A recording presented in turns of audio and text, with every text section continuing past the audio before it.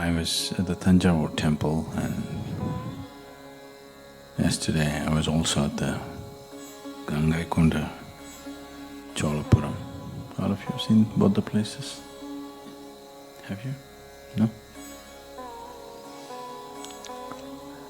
So Tanjore is a temple where externally they managed to build a magnificent temple of phenomenal beauty and proportion. 1,000 years ago, when there were no machines, there were no cranes, when there were no vehicles to transport huge rocks that were necessary to build this temple, all by the dint of man's effort.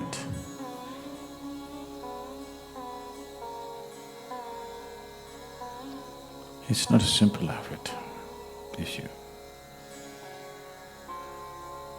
If you want to understand what kind of effort, I'll give you a simple project.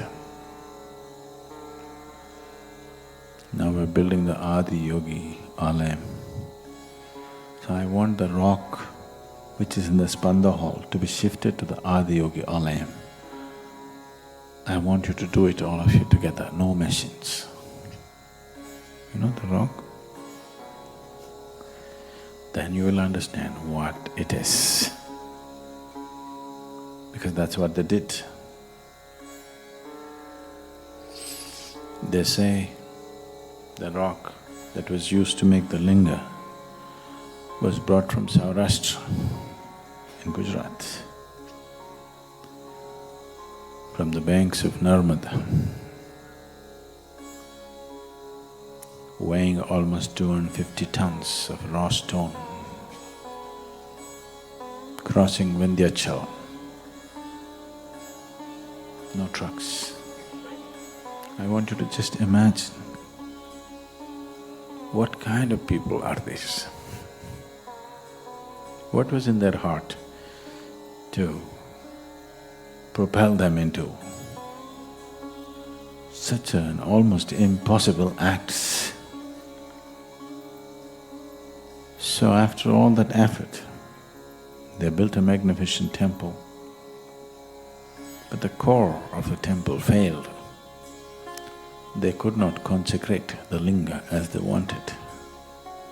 It did not work. So even today, people believe misfortune will come upon them by going to this temple. You know, it's common knowledge, people think you will come to misfortune if you go to Tanjore Temple.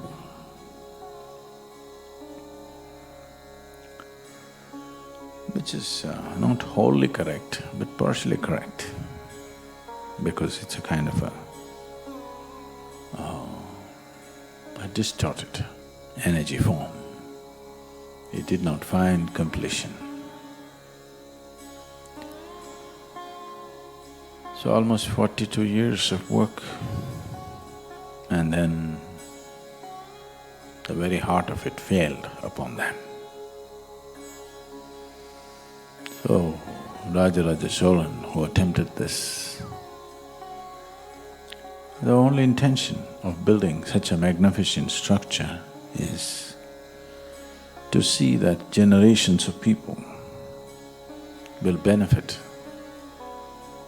that it will leave an impact on people, that it will be an uplifting experience for generations of people to come. When it did not happen, I can imagine his distress and pain of that wasted effort, not just of the individual effort, but thousands and thousands of people would have worked for it. They would have emptied the state's coffers. Probably they fought battles to bring in the necessary resource, and in the end did not find completion. So his son probably wanting to bring some peace to his dead father, he built an exact replica of that temple, but he did not have the courage to attempt the same scale, probably for practical purposes. He brought down the size considerably, attempted similar thing, trying to do it in a much faster time span. So,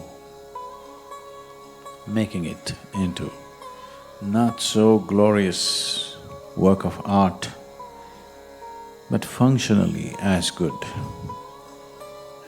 So the temple structure did not turn out as it should have. They piled up rock and built it. Structurally it's good, but in terms of aesthetics they could not match Tanjore temple. But they managed to consecrate the linga. So one place where there is grandeur and beauty on the outside, but the inner core did not work. Another place, there is inner strength, but there is no grandeur and beauty on the outside. This has been the story of the world in many ways. Where there is outside well-being and affluence, inner emptiness. Where there is inner strength and beauty, poverty and other kinds of things where the outside is not taken care of. A time has come in terms of where the world is, that in terms of the outside situations, we are capable like never before as human beings. We are capable of doing things which were unimaginable 100 years ago. Now that we have an external capability of this kind, it's extremely important that we don't become another Tanjore as each individual. Outside beautiful, inside empty. As individual people, as societies, as nations, as humanity, we should not end up like this unfinished temple. And I was trying to go through the whole drama. In my mind, I was trying to go through the whole drama, what it would have taken for them to build this temple and how it would have felt to see it incomplete, and how much pain this young king, Rajaraja Chozhan's son, must have borne to hurriedly try to put up another temple which is of similar design but of a much smaller scale, and trying to bring it alive. The whole drama, I tried to play it in my head and it's quite a drama.